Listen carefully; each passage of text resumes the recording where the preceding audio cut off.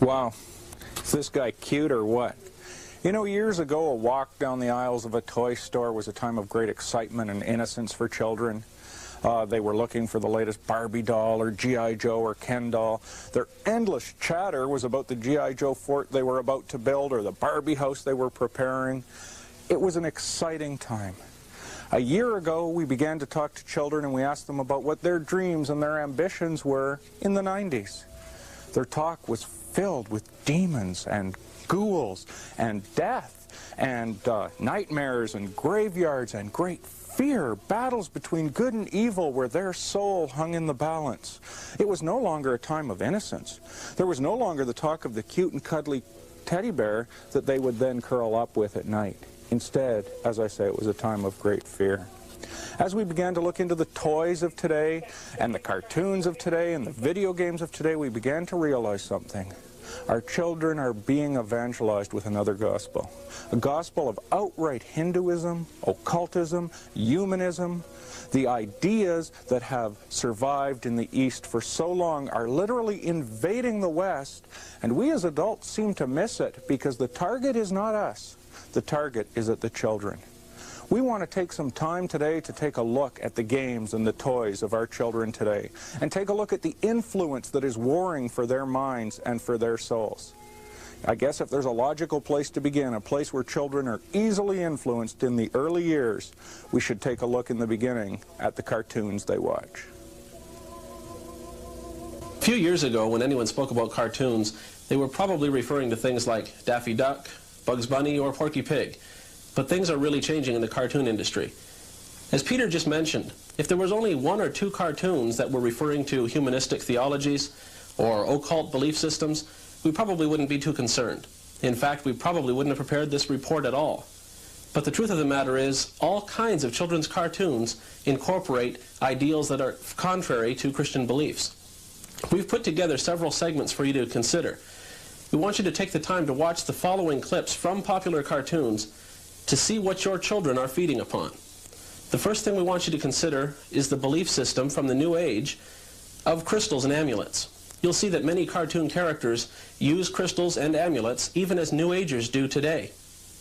Join us now as we watch these various clips from popular cartoons to see just how prevalent the belief structure is in children's programming. Moonstone is removed from the pedestal. Its power can only be restored in a bond from generation to generation. Hold my hand, daughter. Great light of Etheria, use this link from mother to daughter to restore our strength.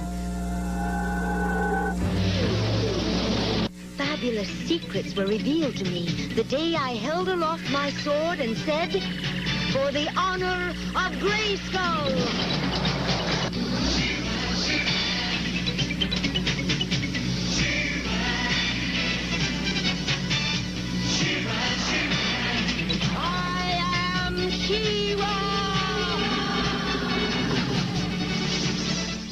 Another topic we want to consider is seeking guidance from occult sources or spirits or ghosts. This is something that the Lord specifically forbids in His Word, and yet cartoons are replete with this type of image. Now, before we go any further, I do want to point out, you may have noticed that some of the cartoons we're considering are not popular on Saturday mornings anymore. He-Man, for example, is not what he used to be. However, your children can still rent these videos, or you could rent them for them at just about any video store, so they're still readily available. And of course, we will be considering some popular cartoons that are still on Saturday mornings.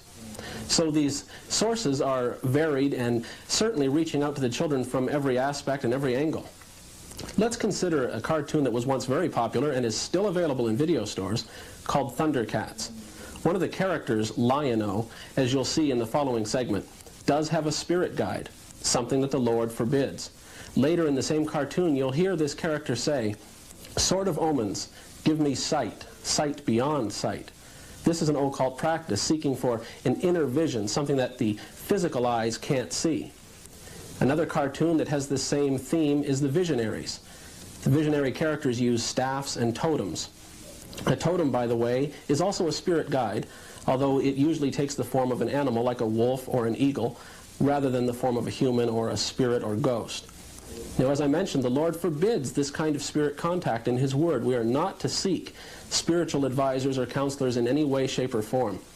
In fact, many theologians believe that any so-called spirit guides are nothing more than demons masquerading as such. And yet, these images are sent to your children in many popular cartoons today. Consider the following segments and listen carefully to what you hear. Your decisions, Lion-O. Your instincts may be correct, but one does not make decisions by instinct alone. Let the facts weigh heavily on your mind and listen to your peers with caution. A bad omen. What are you talking about? I see a walking stick with a wolf's head in your future. A knife shoots out. Oh, I can't look. Sword of Omens, give me sight. Sight beyond sight.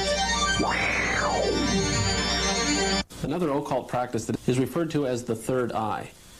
This is more properly referred to as a chakra, and the belief in the third eye is steeped in Hindu yoga practices. It's certainly not a Christian belief. And yet the children's cartoons today are producing this and letting us think and letting the children believe that the third eye is a reality. It's important to point out that Harper's Encyclopedia of Mystical and Paranormal Experiences says that there is no scientific proof or support for belief in the chakra or the third eye. So what is the third eye? Well, New Agers believe, and Hindus of course believe, that the third eye is a psychic type of third eye between the human eyes, between the eyebrows actually.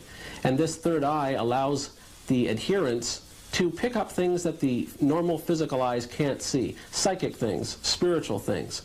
Again, this is not a Christian practice. Did you know it can transmute matter? With it, I can transform any substance into any form I wish.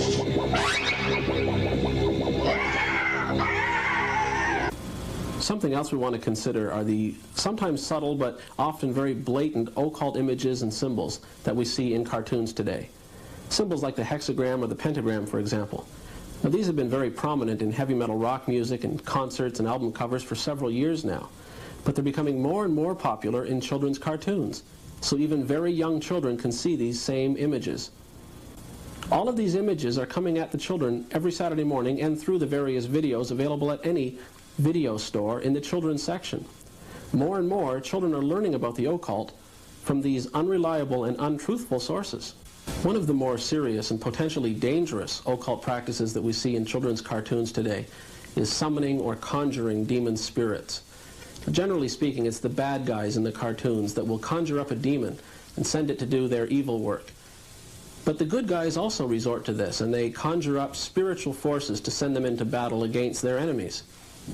Several years ago, several young children, after watching Superman episodes and Superman cartoons on television, would tie blankets or towels around their necks and jump out of windows, hoping to fly like Superman did. Now, who's to say children emulating what they've seen in these occult-based cartoons won't conjure up something that they wish they hadn't? Certainly nothing to play with. Consider these cartoon clips. Spirits of evil, transform this ancient body to Mumra, the ever-living.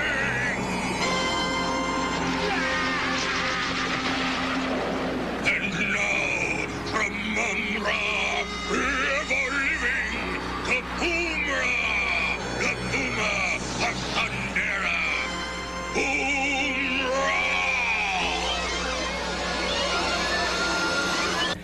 Cinder! Call forth your power of destruction! Yeah. By nature's hand, by craft, by art. What 1 + 1? No, I am.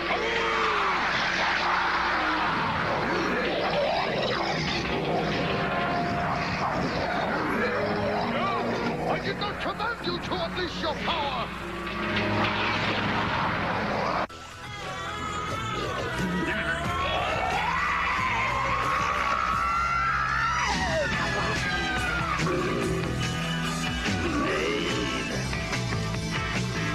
And suffering.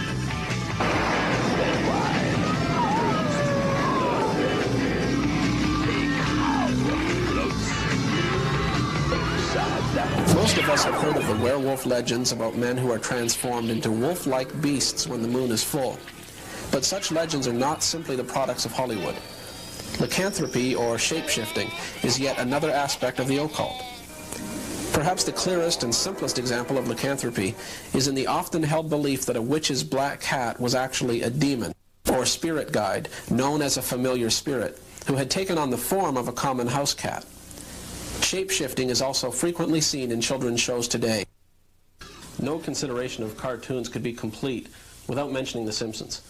The Simpsons are more than popular today, but they're certainly not your average cute and cuddly cartoon characters.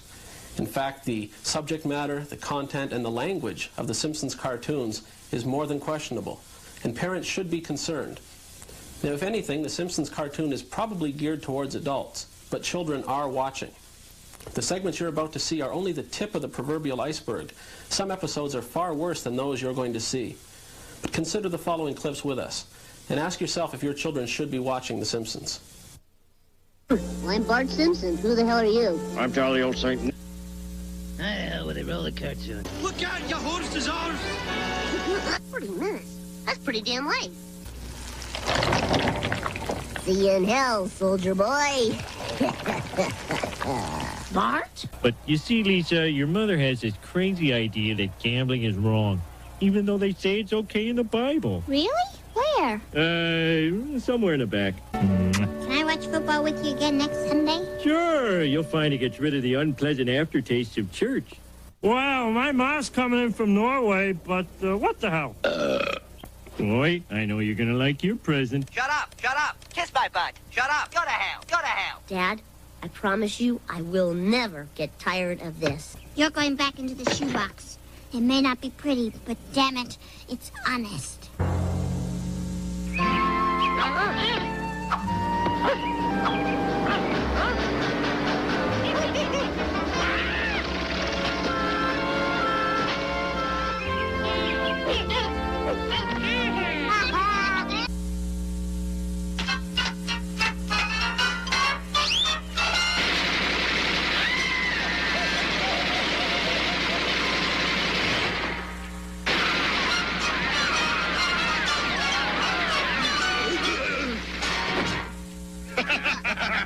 They have now begun to subtly introduce New Age philosophies and occultism and Eastern mystic beliefs to our kids.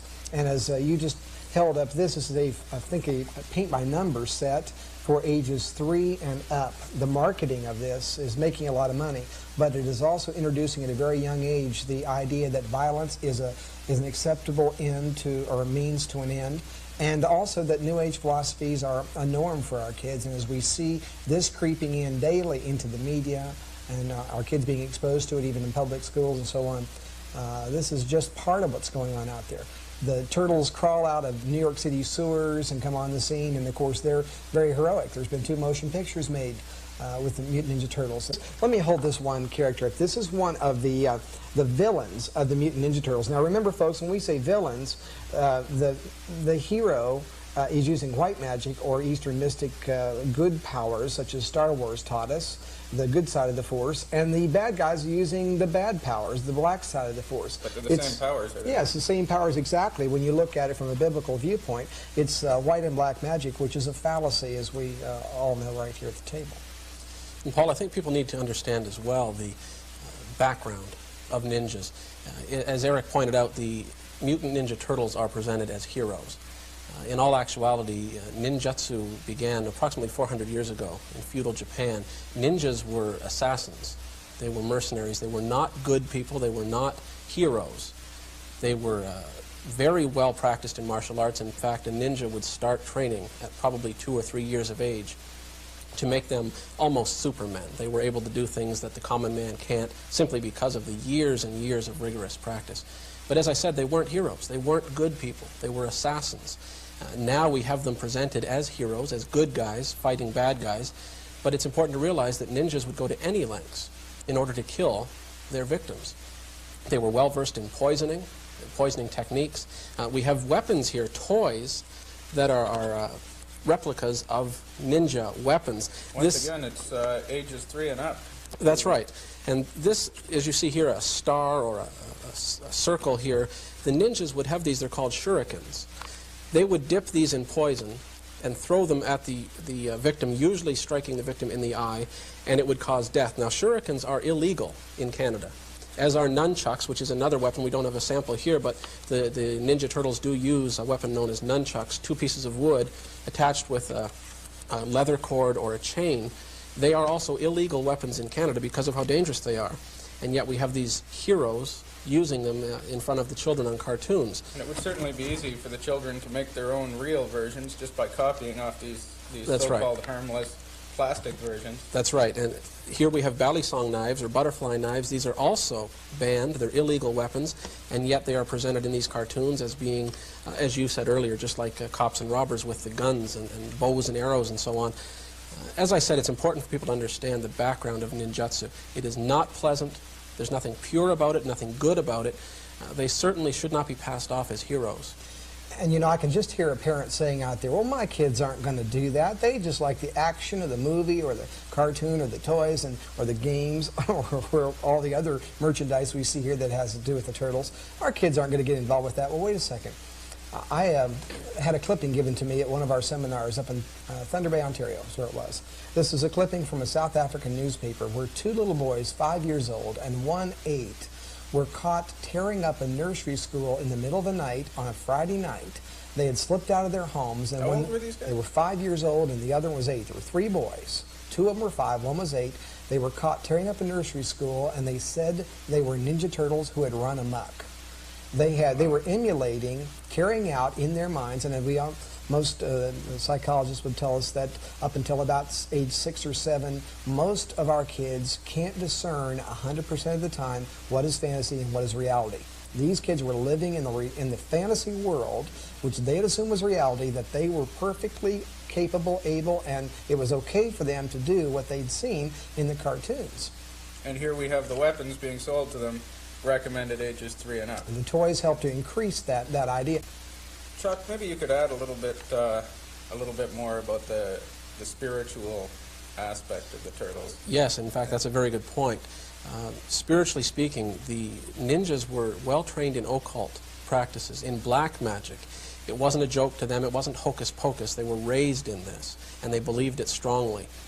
Now, a lot of people, even Christians, sometimes doubt spiritual powers. You talk about black magic and they doubt it. They doubt that it's possible. Whether you believe that or not, the fact remains that ninjas were incredibly powerful people. As I said earlier, they go to any lengths to reach their victims and assassinate them in whatever manner they needed to in order to achieve their goal. In fact, ninjas were so hated that if one was ever caught, they were always tortured before killed. Not just killed, because they were dreaded. People hated them. They feared for their lives knowing that ninjas were around. These people were trained, as I said, from infancy in the ways of black magic. The ninjas were the most feared people of that era. There's no doubt about it. But now we've popularized them with the Mutant Ninja Turtles. And obviously we're spending a lot of time on this, but they are by far running away with the market of toys and the cartoon industry. Well, when you speak about them starting early, I have right here teething biscuits. Ninja Turtle teething biscuits. So I guess that's, I don't know how old you are when you start cutting your teeth, but certainly not very old. And if you go straight from teething biscuits and the little ravioli we looked at earlier right into these weapons, then it can certainly take over a child's entire life. Let me bring up one other point too. I'm sure that there are skeptical parents who are good Christians who say, but you guys are really out of balance. I mean, why are you bringing all this stuff up? This is harmless. My kids will know better. I'm taking them to church every Sunday.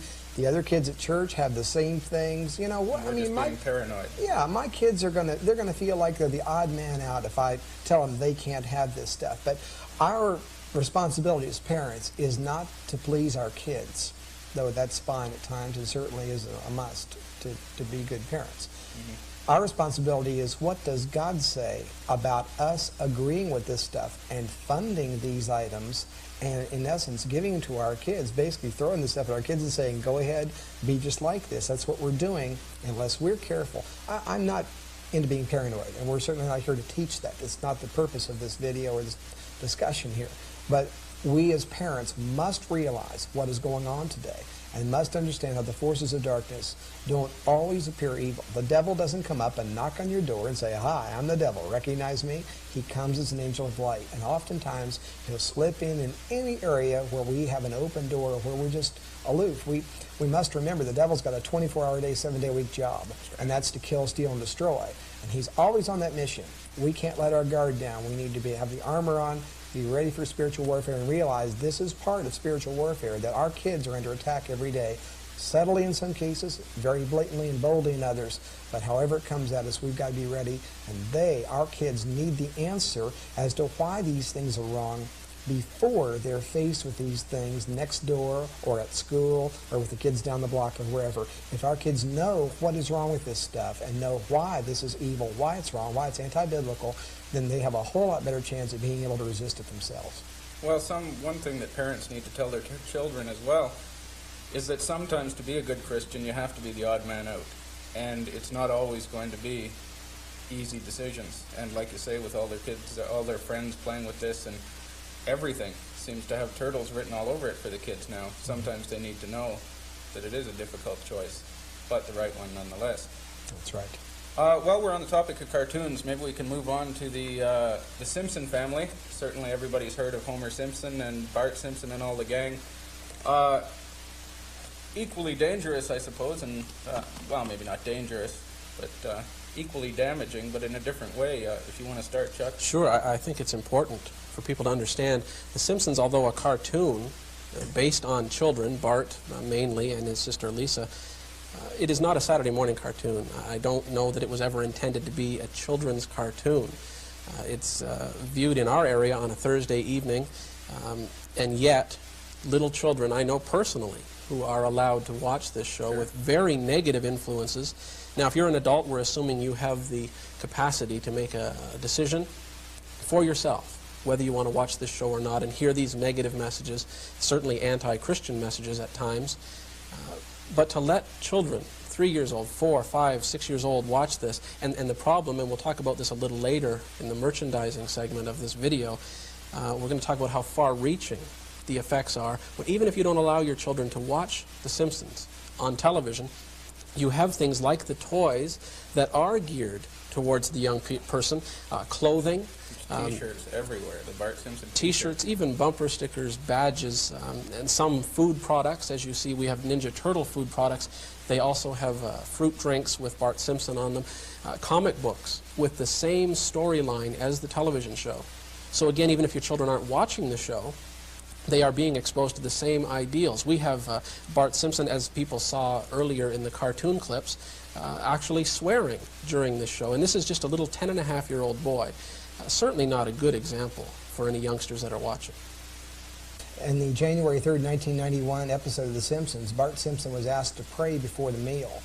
And so he bowed his head and very begrudgingly said, "Dear God, we paid for all this stuff ourselves, so thanks for nothing." Another point would be that Homer Simpson, they wrote another cartoon character into the script that was a homosexual that became Homer's secretary that was continually trying to seduce him. And to our culture, that may be funny, but certainly for the Christian, we just can't sit back and say, well, because it's so cute or because it's on TV, it must be okay for me to watch. It's time for us to realize what that little button in the upper right-hand corner does, and if we can't control what that button does, I think we need some serious prayer. So that's what I have to say about that. Speaking of heroes and idols, we have Vanilla Ice, probably one of the most, well, at least one of the wealthiest, I was going to say the most talented, but talented at making money anyway. What's the problem with this guy and with this kind of merchandising of games and things based on these rock stars? Well, this is just a game, as you pointed out. We haven't played it, we haven't even opened the box, but I picked it up for the purpose of this video to point out something. You've got some other items there too. We've got a Michael Jackson chocolate bar, which is mainly a chocolate bar with Michael Jackson's face on the wrapper. You've got Fun Fruits, which are a candy type of thing, shaped like rock instruments. Rock and roll shapes, they call it. Another book that we picked up for young people called Rock Animals. It's about a band, an orchestra, made up of animals, lions, tigers, and so on. And suddenly they become rock and roll figures instead. And then we have a giant poster. It's a puzzle, 500-piece puzzle of MC Hammer. And I could go on with examples. The point is, everything from the Vanilla Ice game to the MC Hammer puzzle, the books and so on, the fun fruits of rock and roll shapes. My concern is we've known about the negative influence of certain rock and roll bands, certain rock and roll songs for years now. Christian Parent Alert, each month we bring up more facts about things that are happening in the rock industry to cause us to be very concerned. And yet we are now reaching infants, young kids, with rock and roll. Even Saturday morning cartoons now have rock and roll music in the background, popular songs, not just songs that are made up for the cartoon. So you've got children's books, children's games, even treats, candies, all with the rock and roll theme. So you don't have to be 13, 14 years old anymore to start getting into rock and roll and the negative message of rock and roll. You could be 4 years old playing one of these games. Is there anything you'd like to add to that? Well, certainly what he just said was going to be my point I was going to make, that it's now being introduced at such a young age, and part of it is the marketing process. Certainly the rock musicians love to see the little kids introduced at age 4 because that expands their market, or age 6, and this has been happening for a long time. As you know, as maybe the folks should be told, I was a rock musician for almost 20 years of my life. I was a record producer and recording engineer in the secular world. I was a bona fide drug addict. I was involved in the New Age movement before it was called the New Age. I have been there. When I talk about rock music, I know the effects it had on my life. It wasn't the music, but it was the lyrics and lifestyles of people like Vanilla Ice and so on. It has very filthy, vulgar lyrics. I mean, if we're letting our 8 and 10-year-olds listen to him, they're learning about things I didn't know existed until I was 15 or 16 when I was growing up. So these are the role models. The rock musicians are the role models of the day in which we're living in. We've got to realize that. And now it's being introduced, as Chuck has made good point, and I won't add any more to that, and at such a young age in the Saturday morning programming and through the games and through the chocolate bars and through even the food products and so on. And even some of the ones that may look better than others. I mean, let's face it, they're probably not going to come out with a Metallica suicide kit for disgruntled teens. You probably won't see one of those. But MC Hammer is certainly not a role model that we as Christians should emulate. Though he claims to be a Christian, what he does, what he sings about, what he says in his interviews are far from what Christianity is all about, far from what the Bible would exclaim that we should say and act like as Christians. Well, one thing, when parents start thinking about spending quality time with their kids, there's probably nothing that sounds more wholesome and useful for quality time than reading a good bedtime story. But you start looking around this table, or certainly in the bookstores, at some of the children's books that are available, and it's really pretty frightening. I have one here called Scared Stiff and Other Creepy Tales. Obviously a book meant for parents to read their kids at bedtime. Chuck, maybe you can tell me what's between the covers of this sinister-looking thing. Paul, I was amazed when I read through this book. I read through it so I would be able to comment on it today. It says on the cover it's for grades 2 to 3, so that would be young people. And yet inside here, the first story, there's 3 short stories in this book. In the first story, a young girl finds a ball of string. And as she unwraps it, she finds notes saying, "Don't unwind anymore," but she does. What she finally ends up with is an actual human eyeball. And an old woman who looks like a witch comes up behind her and frightens her and takes the eyeball and actually places it back into her eye socket. And this is for young people. The last story... The moral of that story. In fact, that was a good point. There was no moral. After that happened, the young girl was frightened, of course. She was scared. She got on a bus and rode home. That was the end of the story. There was no moral, no real story. The third story was amazing. It's about a guy who goes to a theater to watch a horror movie, and he gets scared stiff, which the title implies, scared stiff. He actually is buried alive. And we see pictures of him buried under the earth in a coffin. You can hold that one up. That's, and he's just terrified, obviously. Imagine the dreams that a grade 2 child would have after hearing a story like this before bedtime. And then on the next page you see him, he comes to, and he's actually screaming and pounding on the lid of the coffin trying to get out after being buried alive. And the end of the story is that these corpses, rotting corpses and skeletons, come to his rescue and dig him out of the ground. This is very much like The Serpent and the Rainbow, a story based on fact about a Harvard PhD that travels to Haiti in order to find the secret of the zombie powder. They wanted to use the zombification process in hospitals when people undergo surgery, rather than using any kind of anesthetic. And what's that process? Zombification? Zombification would be a part of the voodoo religion, where people are actually zombified, or which would mean that they become walking dead in all senses of the term. They are, of course, still alive, but they have no control, and they are used as slaves. And many times these people are actually buried alive, and when they come to, that's when they are dug out and made slaves of whoever rescues them. Now, this is true stuff. It's scary stuff. You're talking about Palo Mayombe, which is an African religion, a Haiti religion, and yet we've got the same theme in this book for infants. And as you said, for a young child to read about being buried alive, I think that's terrifying, and I don't see the point to it. There is no moral. There's no happy ending. I just don't understand the point. And this is only an example. There were far more books available. There are books that are worse in their content. In fact, I believe Eric has one that is just incredible in the message that it has. I was just going to say that's not an oddity. That's the norm today. This is a book that's also a cartoon and a toy series called Inhumanoids. The Evil That Lies Within is this little line right there, the evil that lies within. This is the book, The Cult of the Great Protector. And I was walking through a grocery store in Spokane, Washington one night. And I saw this down about the 5-year-old level where a little kid could come along and pick it up and beg his mother for it, you know. And I stopped and picked it up and thought, well, wonder what parent in the right mind let their kids look at this. And I opened the first page and I just couldn't believe it. I'm going to read it for you. It says, along the rocky cliffs of the California coast. Notice they're not in outer space. They're right down here in North America. A man named Cameron was preaching to his flock. They worshipped a being they called the Great Protector. One day soon, Cameron promised, the Great Protector would rise out of the center of the earth. He will lead us, the prophet vowed, into a new age of peace and brotherhood. Everyone will share earth's riches. There'll be no limit to what people can do. And you, my friends, will sit at his right hand and be his deputies. Wow. Now, this is religious. To me, that is talking about the New Age of peace and brotherhood that is being talked about today with the New World Order and the New Age movement. Sharing earth's riches, of course, is the counterfeit day of Jubilee. The Antichrist will come along and try to distribute the earth's wealth. There'll be no limit to what people can do. Occult power will run rampant. Everyone will do their own thing. Moral relativism of all forms being taught right in that one paragraph. A little later on, there's a picture of the Great Protector. Around his neck isn't the pentagram, it's the hexagram, the highest worship symbol in the occult, the six-pointed star. And for anybody who wonders, this book is produced by a Golden Book Company, which was a standard of kids' books for a long time and sadly still is.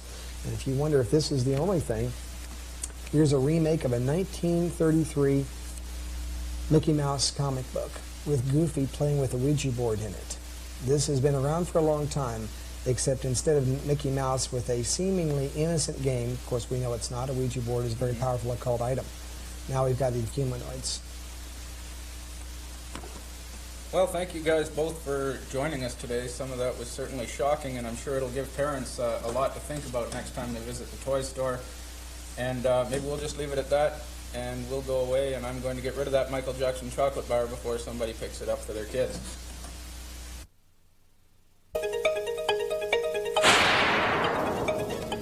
The prophecy found in the Bible is clear. It states that in the last days, no man, woman, or child will be able to buy or sell anything unless they receive a mark in their right hand or forehead. Are we the first generation which could possibly see these things come to pass? Are these the last days spoken of in the Bible? How does this affect you and your loved one? In this feature-length documentary report, you'll get all the facts. You'll cut through the myth and learn the amazing truth.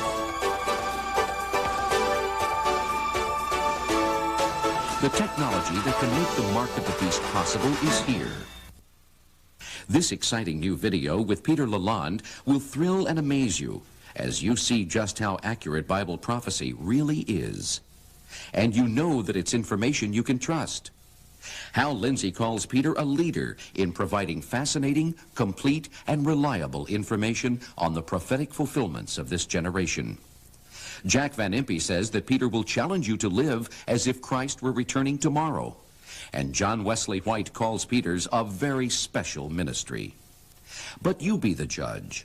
Watch this video in your own home, and if you're not completely satisfied, you can return it for a complete, no questions asked refund.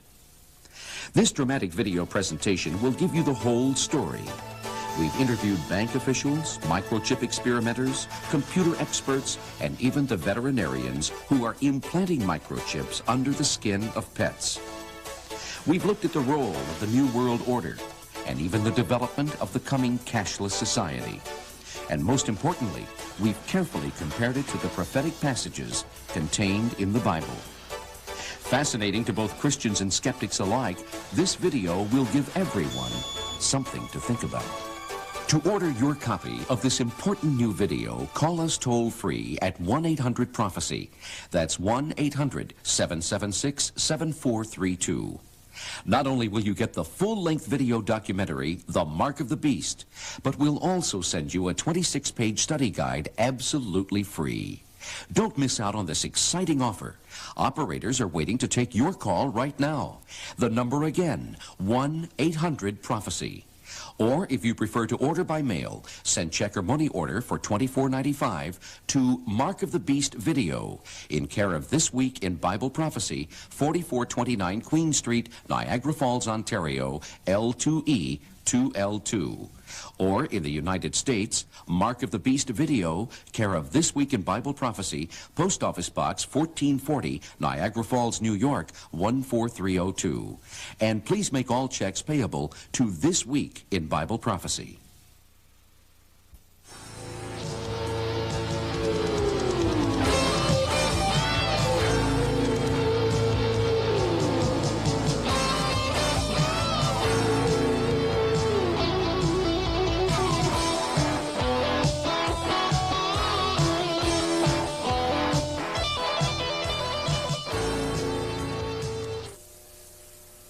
Well, Chuck, I guess one of the things we've been talking about in this entire presentation is the interplay between cartoons and the toys and all the different influences on the children today, how those are all pulling together as one to create a cohesive message that is being ingrained into our society.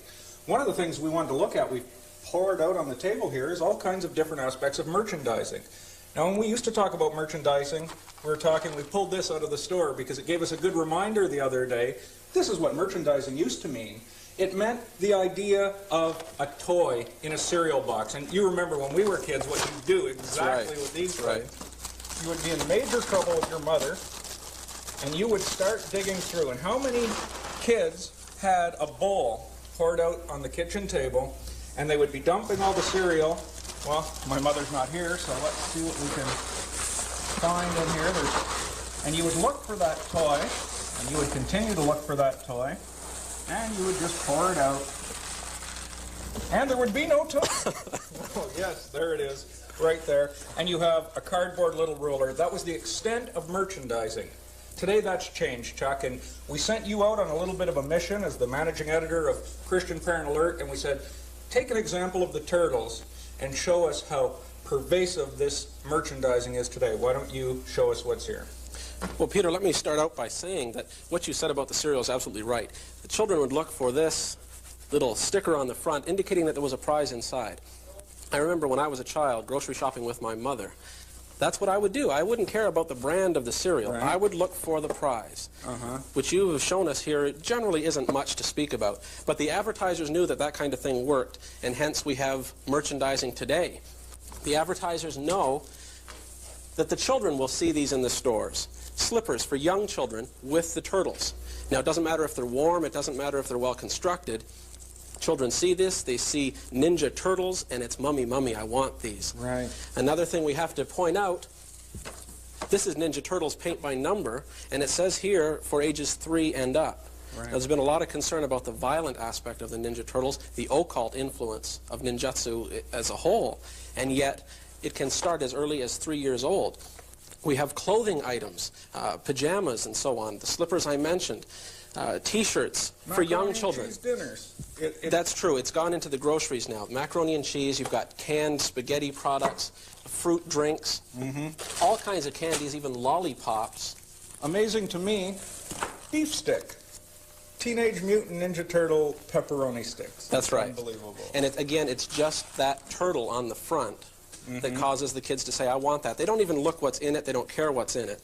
They see the turtle on the front. And the point we're trying to make here is how widespread it is. For example, here, we have everything you need for a Ninja Turtle birthday. From the hats to the turtle wrapping paper, even candles for the top of the birthday cake.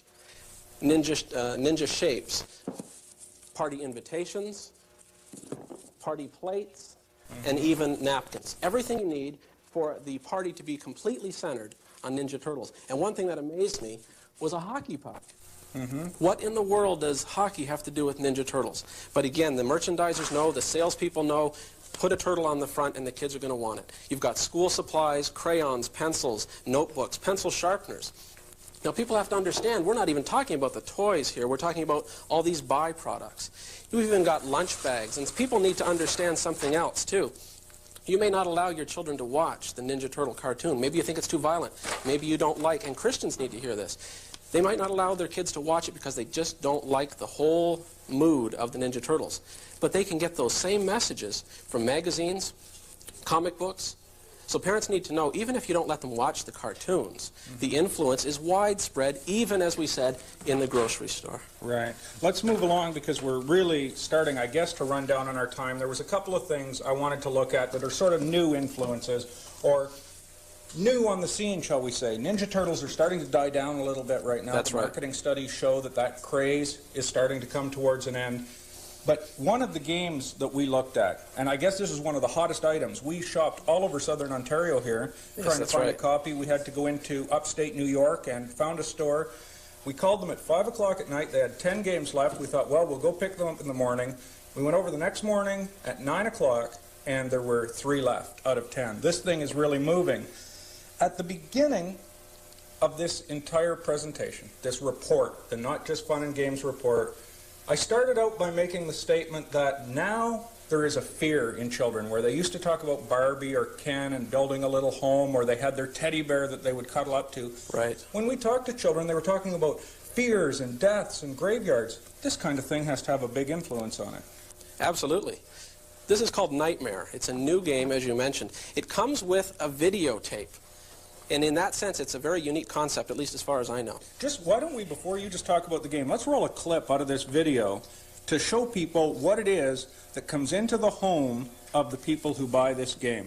And they say to play this tape on the loudest possible volume. Is that not right? In fact, they suggest if you can put your television through the stereo to do that. And turn out all the lights. Turn out all the lights. Make this as loud as you can make it. Right. Let's take a look at that. Sure! Who holds the most number of my keys? Answer me! You are a worry, a concern to me. No matter. I banish you to the black hole. You ask why? Because I can.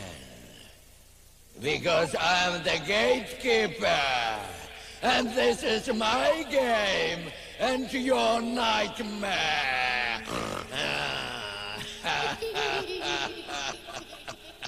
Go! I want to play with the young one now. Answer me!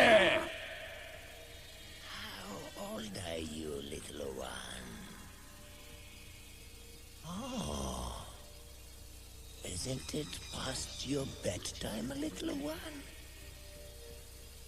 The youngest one is the weakest. Is it prey? Is it meat? Like to meet me on the other side, little one? Pick up the dice. You must roll your exact age before I return. Have as many turns as you wish. Think you can win? I think not. I'll be back with your punishment real soon. Go! Whose turn is it now? Answer me! You're scum, aren't you? Answer me! I like scum. Tastes great. Now roll the dice, you scum-sucking maggot. Roll it 4 times, and if the total you roll is an even number, Then it's time to get even with you. You're banished! But if it's odd, you will receive a key. You have lost. This is the end of my game, but just the beginning of your nightmare.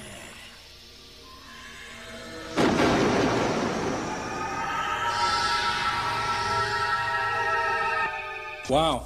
Well, Chuck, it's no wonder kids are scared. This is not some furry little animal to cuddle up with at night. They've got to be terrified when they're done playing this game. Sure, especially when you consider the fact that the lights are all off and you're playing this as loudly as you can play it. An interesting thing is that this game is recommended for people 12 years and up. And yet there's a disclaimer on the box. It recommends parental guidance for persons under 15. So sort of a contradiction there. They're warning you that it can be scary. Another game we should mention is called Hero Quest. This, again, is all sorcery and magic and witchcraft, no positive influences at all. In fact, there's cards that come with the game. They are spell cards, air spells, earth spells, fire spells, and so on. This is witchcraft, plain and simple. And it's teaching kids how to get involved in this kind of thing. Whether it just sparks that interest that causes them to get more and more involved in the occult, and that has happened many, many times, or, as you said, it's just not a good influence. It's giving them nightmares, it's scaring them, and it's easy to see why. Well, and if you take a look, I hope we're getting a good shot of this. It looks like a good part of this is taking place in a graveyard. There's crypts and so on, and we have all of these different things going on. The thing I want to point out here, and we really, I guess, have to start to wind things up in a hurry. When we were kids, we'd see our baseball stars or our football stars, our idols. And we would see them and we'd want to emulate them, so we'd go buy a baseball bat or a football and begin to learn how to do what our idols did. The idols this generation are being raised on are totally different. The Teenage Mutant Ninja Turtles, I know you've addressed that already. The other occult influences that they see it on the cartoon, and then they go and their game reinforces them how to act these things out, how to actually cast a spell. That's right. We, as adults, don't really recognize fully what's going on because this gospel, this message, is not being targeted at us. It's the children that are being evangelized. And maybe if there's a way to conclude this, you know, parents are wondering, what do I do about this with my child? The first thing is to recognize that this is going on outside of your home. You may raise your child in a good environment in the home, but when he steps outside that door, there is another gospel warring for him. Now, the only way to deal with that is to let your child know that it's out there and to let your child be fully familiar with the true gospel.